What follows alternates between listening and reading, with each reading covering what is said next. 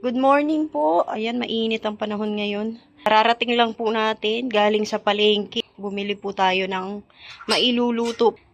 Lalabas ka? Ayan, napakainit.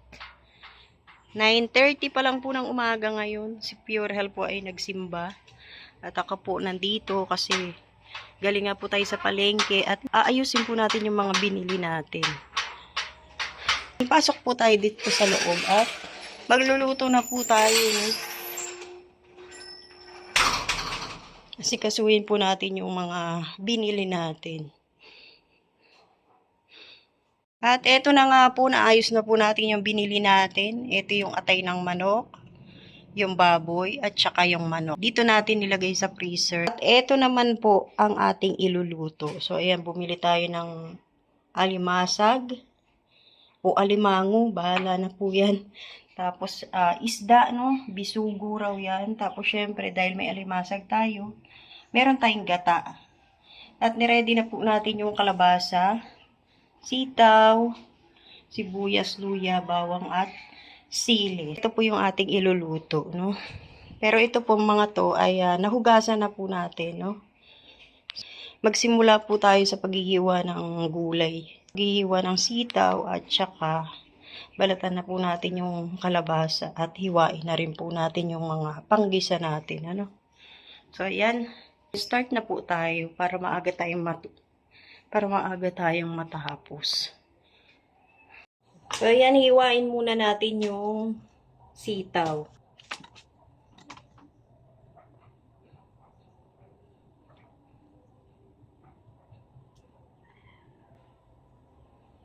Bulok na.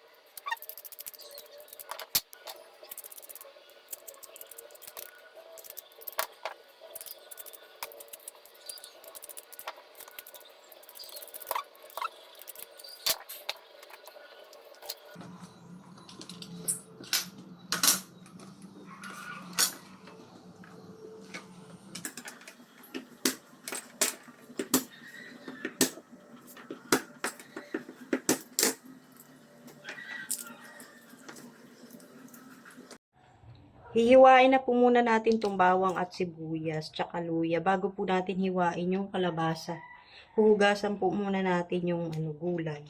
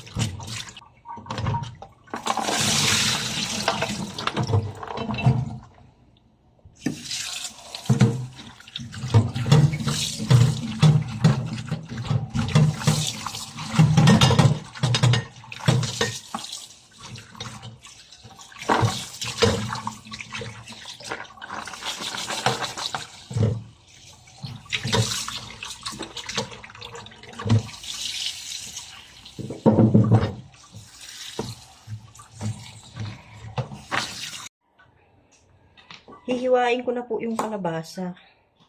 Ayan.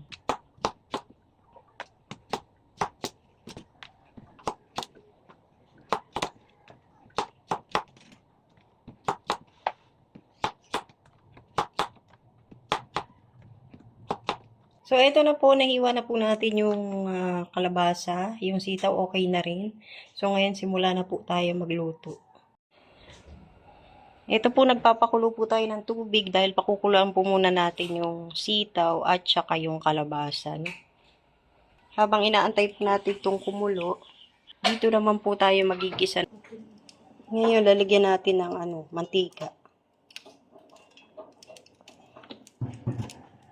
Mainit na po yung kawali natin, kaya lalagay na natin yung luya.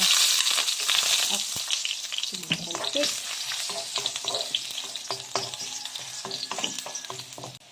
Tapos, lagay na natin yung sibuyas.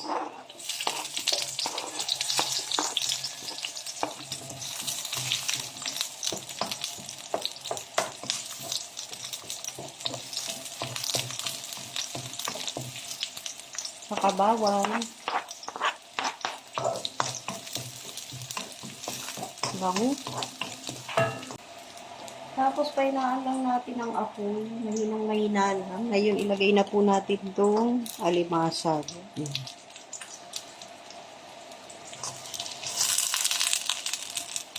Kalahating kilo. Konti lang kasi hindi naman pwedeng kumain si Pure Health nito.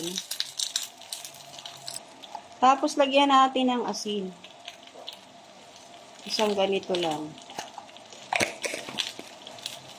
Tapos, sasabawan ko ng pangalawang gata.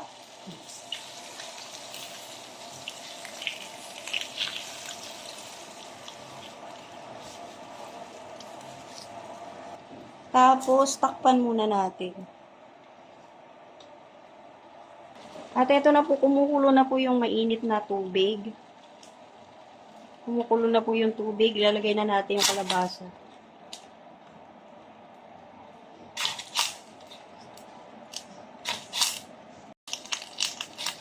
Ganito po yung ginawa ko para hindi po siya ma-overcook yung gulay natin. No?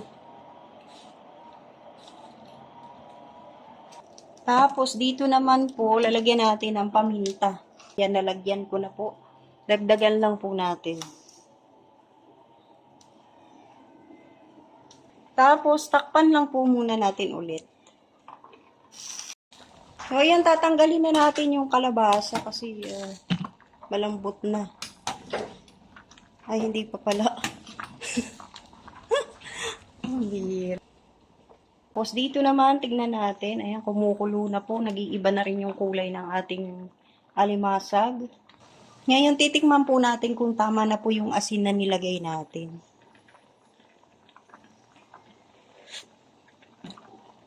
Okay na po yung asin, hindi na po natin dadagdagan. Kasi pangit po sa may gata ang maalat, Kaya medyo matabang lang po yung gagawin natin. Hindi na po natin dadagdagan yung asin. Uy, ang sarap na. Wala pang timpla, asin pa lang pero masarap na. So, takpan po natin ulit.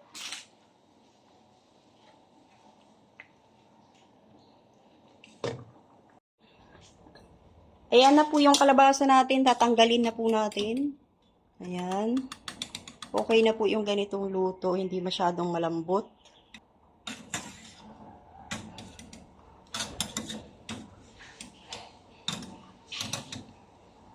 Ngayon, ilalagay naman po natin yung sitaw.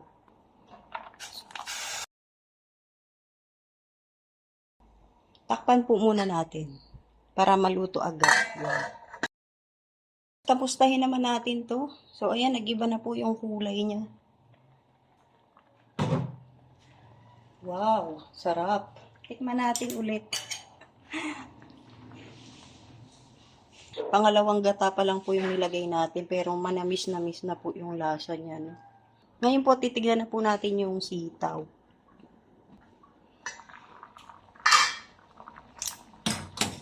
Ayan, okay na po. Papatayin na po natin yung apoy. Tatanggalin na po natin dito sa tubig yung sitaw.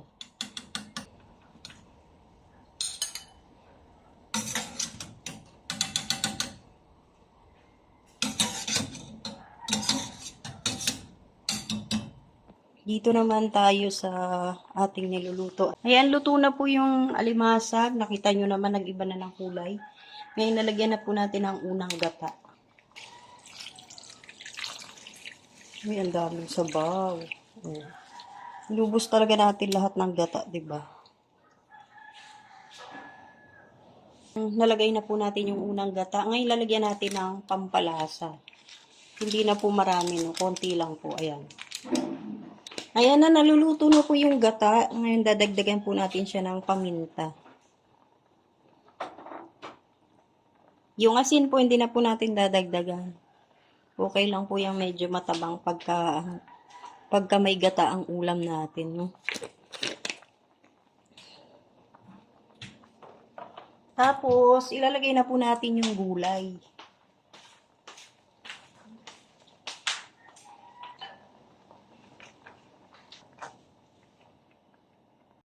Tapos, ilagay na po natin yung sili. So, ito po yung nakuha nating sili dun sa garden natin. Yan. Ayan, okay na po yung ating ginatang alimasag na may kalabasa at sitaw. Luto na po yung gulay, kaya papatayin na po natin. Baka ma-overcook po yung gulay. No? Yan po yung inaiwasan natin. Tapos na po tayo magluto ng ginatan. Ayan na po, luto na. Ngayon, ipiprito naman po natin tong isda. Eto na po, piniprito na po natin yung isda. Ngayon, babalik pa rin na po natin. Sarap. Ito na po yung pritong isda natin. Tapos na. 5 piraso lang naman. Dito na po may kumakain na. May nagmumukbang na. Ayan, tapos na po tayo magluto. Mamaya na po ako kakain kasi si Pure Health po aantayin natin. No? So, ayan, dito po tayo kumakain sa labas. Sa labas po kami kumain, guys. Labas lang ng bahay. Ayan na, oh. Yummy. Gustuhan mo? Kaso hindi siya pwedeng kumain ng ano. Lumasag. Gulay lang siya at saka sabaw. Daw pwede siya sa laman. Isda naman. Yummy. Andyan yung baby natin. So, ayan, kain na po. Lo, kararating lang ni Pure Health galing sa simbahan. Pagdating niya, ayan, gutom na gutom. So, ayan, kainan na po kami. Buti nakaluto na tayo. Kain na po muna kami. Good evening. Ayan, magluluto tayo ng sarsyado. Ito po yung prinito natin kanina. Ayan, nagdito na po tayo ng bawang, sibuyas at kamatis. Lagyan na natin ng tubig. Isang baso. Tapos lagyan natin ng siling pare. Ayan. Para mabango. Tapos lagyan na natin ng asin. Ayan. Tapos lagyan natin ng pampalasa. Ayan. Tapos lagyan natin ng paminta. Haluin natin. Tapos ilagay na natin yung isda. Uy, ang sarap. Tapos lalagyan natin ng itlog.